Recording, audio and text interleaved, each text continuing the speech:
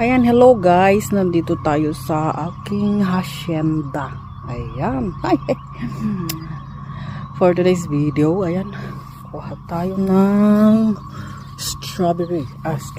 Cherries pala to.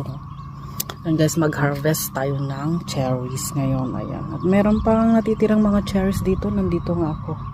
Sa tabi ng puno niya. Ito guys, oh.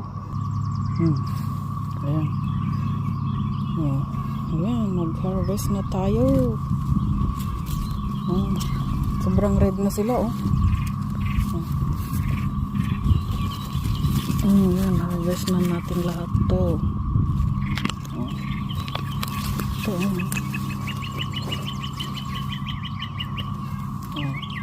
Uy, ano yun siya? Ito nga guys, sarap.